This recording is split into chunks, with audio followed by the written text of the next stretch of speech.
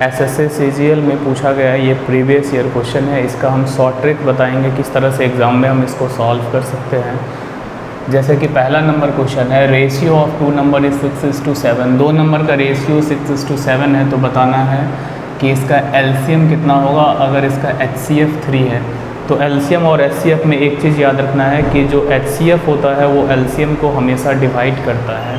तो बस हमें यहाँ पे चेक कर लेना है कि 3 किस नंबर को डिवाइड कर रहा है, वही इसका आंसर हो जाएगा। तो अगर इसको हम देखें, 3 के डिविजिबिलिटी का रूल ये होता है कि नंबर को ऐड करके देखना है। अगर वो 3 के टेबल से कट गया तो डिवाइड हो जाएगा। जैसे यहाँ पे ये 3 से नहीं डिवाइड होगा, क्योंकि अगर इसका सम करते हैं तो ये 11 हो रहा है, तो ये आंसर नहीं हो सकता है। यहाँ पे सम करते हैं तो 5 हो रहा है, तो ये भी 3 से डिवाइड नहीं होगा। इसका सम करते हैं तो 7 है, तो ये भी 3 से डिवाइड नहीं होगा। ये 3 से डिवाइड हो जा रहा है, मतलब यही इसका एलसीएम हो सकता है। सेकेंड नंबर क्वेश्चन है कि इस फिगर में हमारे पास एक फिगर दिया हुआ है, इस फिगर में बताना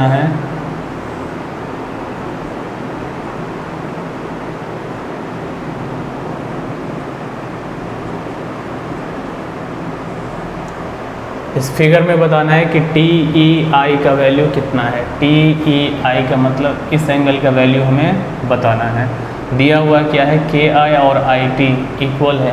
KI और IT ये दोनों साइड इक्वल है, और दूसरा दिया हुआ है EQ और ET इक्वल है।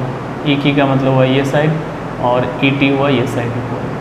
तो अगर हम ध्यान से देखें तो ये दोनों ही ट्रायंगल कॉन्ग्रुएंट हो जाएगा, क्योंकि ये साइड इसके बराबर है, ये साइड इसके बराबर है, और ये बीच वाला साइड कॉमन है। जब दो ट्रायंगल कॉन्ग्रुएंट होता है तो उसका कॉरस्पॉन्डिंग एंगल भी बराबर हो जाता है।